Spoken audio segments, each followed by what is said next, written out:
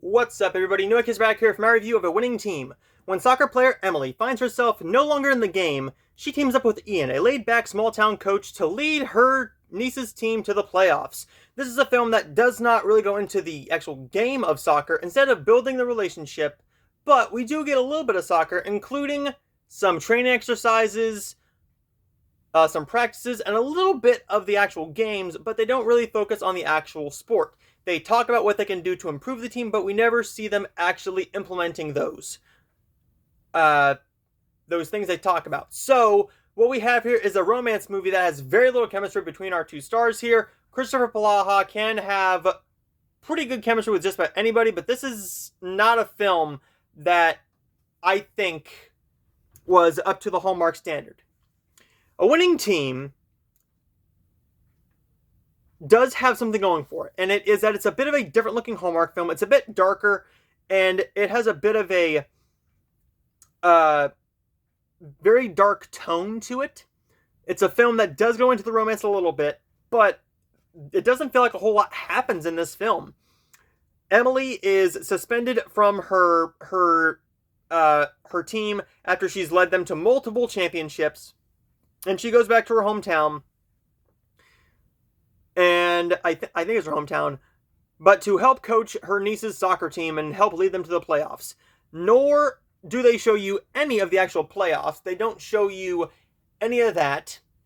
They show you maybe a total of 45 seconds, a minute if you're lucky, of the actual playoffs, but the romance is very stale because it's not very well written. There's not good on-screen chemistry between our two stars.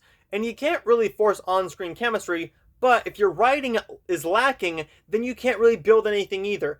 While I did like the very bright colors with the well-done costume, so the costume design is very, very well done. The production design is very beautiful. It just didn't look all that great. The cinematography was very standard. It was very dark. The lighting seemed to be a little bit off here and there. I don't know what was going on with it, but I enjoyed portions of this film.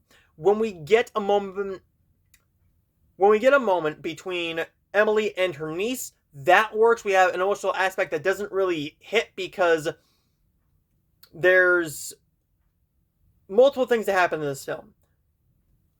Mainly Emily potentially going back before the playoffs, which could upset her niece, and many other things. But this is just a film that does not go into what I think it needs to go into to make it a very interesting sports film. You don't get a whole lot of sports. You get more of just talking and not anything that is going to make us go, ooh, let's see more of these two. This is a film that is subpar for Hallmark Channel. I went with a 3 out of 5 on this one.